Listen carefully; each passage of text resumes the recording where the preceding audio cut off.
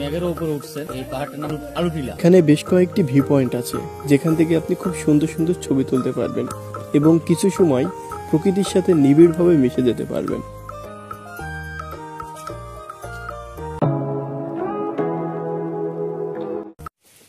আসসালামু আলাইকুম, সবাই কেমন আছেন? আশা করি আপনারা সবাই ভালো আছেন।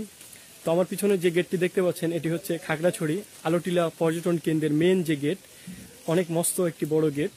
তো আমি এখন আলুটিলা পর্যটন কেন্দ্রের ভিতরে প্রবেশ করব। আমার ঘড়িতে এখন সকাল 9টা বাজে, এই জন্যই হয়তো পর্যটক তেমন দেখা যাচ্ছে না। তবে আপনারা যদি আসেন বিকেলে আসবেন, না হয় ছুটির দিন শুক্রবারে আসবেন। তো আজকের ওয়েদারটা অনেক খারাপ, কারণ আজকে বৃষ্টি হচ্ছে। আর একদিকে তো আপনার এই জায়গাটা এমনিই ঠান্ডা, কারণ চারিদিকে গাছগুছালি। আসলে ফ্যামিলি নিয়ে দেখার মতো জায়গা আমি মনে করি। ভিতরে কিন্তু অনেক বড় একটি কফি হাউস এবং রেস্টুরেন্ট আছে, দেখতেই পাচ্ছেন। তবে আজকে যেহেতু বৃষ্টি পড়তেছে, আজকে কিন্তু আপনার এখান থেকে পুরো মেঘ দেখতে পাবেন, মানে মেঘ ভেসে ভেসে যাচ্ছে। তো সামনে এখন যে জায়গাটি দেখতে পাচ্ছেন, এই জায়গাটি এতটাই সুন্দর, মানে মনে হচ্ছে যে প্রকৃতির সাথে যেন জায়গাটি মিশে আছে।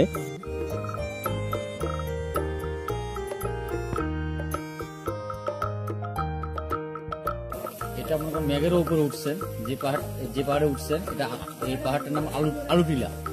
এটা হলো এখানে উঠলে এই আপনার হলো খাগড়াছড়ি যে শহরটা অনেক নিচু, ছোট ছোট আপনার হলো ছোট ছোট হলো যে আপনার হলো ছোট ছোট কুড়ি ঘরগুলা, বড় বড় বিল্ডিং গুলা ছোট ছোট কুড়ি ঘরের মতন দেখা যায়।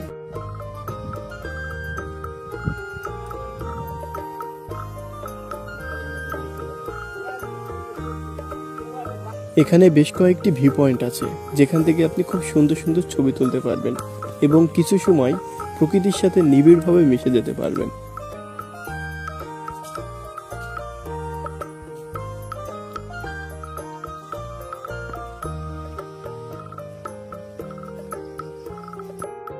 যারা শপিং করতে ভালোবাসেন তাদের জন্য কিন্তু বেশ কয়েকটি দোকান রয়েছে।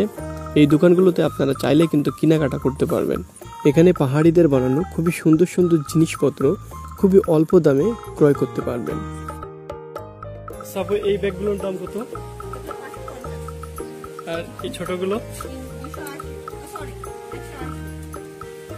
আর এই যে পাখি, এটা কত? এইগুলো কি একই? তো এতক্ষণ তো ঘুরলাম আলুটিলায়, এবার আলুটিলা গুহা দেখার পালা।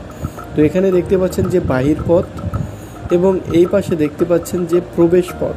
এই পথটি দিয়ে আপনাকে যেতে যেতে 300 মিটার নিচে নামতে হবে, নামলেই পাবেন আলুটিলার গুহা। এই গুহাটি নাকি প্রাকৃতিকভাবেই তৈরি হয়েছে।